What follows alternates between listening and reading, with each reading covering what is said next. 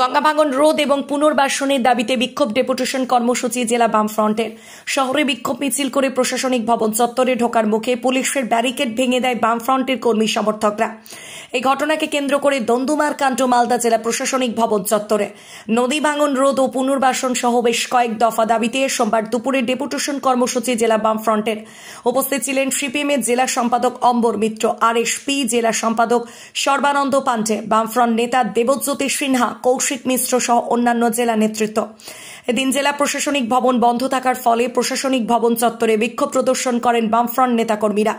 জেলা বামফ্রন্টের দাবি, মালদা জেলার বিভিন্ন ব্লকে নদী ভাঙন রোধ, বুধনিতে রাজ্য সরকারের তৈরি বন্যায় ক্ষতিগ্রস্তদের ক্ষতিপূরণ, ত্রাণ বিতরণে অনিয়ম, দুর্নীতি ও দলবাজি গন্ধ, গঙ্গা ভাঙনকে জাতীয় সমস্যা ঘোষণা ও মৃতদের পরিবারকে কেন্দ্র রাজ্য উভয় সরকারকে 2 লক্ষ নয় উপযুক্ত পরিমাণে আর্থিক সহায়তা দেওয়ার দাবি সহ আরও বেশ কিছু দাবি নিয়ে ডেপুটেশন কর্মসূচি গ্রহণ করে মালদা জেলার বামফ্রন্ট। Bureau report, RK news. খরচা করলে সে ভুতনির মানুষ ডুবতো না। এটা ওমেন মেড বন্যা, ওখানকার এমএলএ দায়ী, রাজ্য প্রশাসন দায়ী, রাজ্যের শেষ মন্ত্রী দায়ী।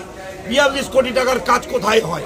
এই টাকা দিয়ে জমি কিনে মানুষকে বাড়ি করলে তার ব্যবস্থা করতে হবে।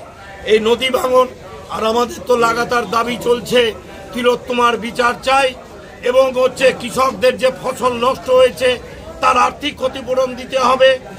হাজার হাজার বিঘা জমির ফসল নষ্ট হয়েছে, রবি শস্যের জন্য তাদের বিনা পয়সায় সার, বীজ এগুলো দিতে হবে। যাদের বাড়ি ভেঙেছে আর্থিক ক্ষতিপূরণ দিতে হবে। আর বন্যার স্থায়ী রোধের কাজ যদি না হয় তাহলে আগামী 6 মাসের মধ্যে ওই বালির বস্তা দিয়ে কাজ করা বন্ধ করতে হবে, পুলিশ দিয়ে কাজ করা বন্ধ করতে হবে।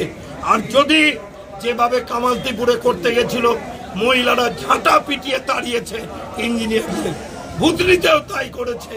এরকম প্রশাসনকে উপস্থিত থাকতে হবে মোকাবিলা।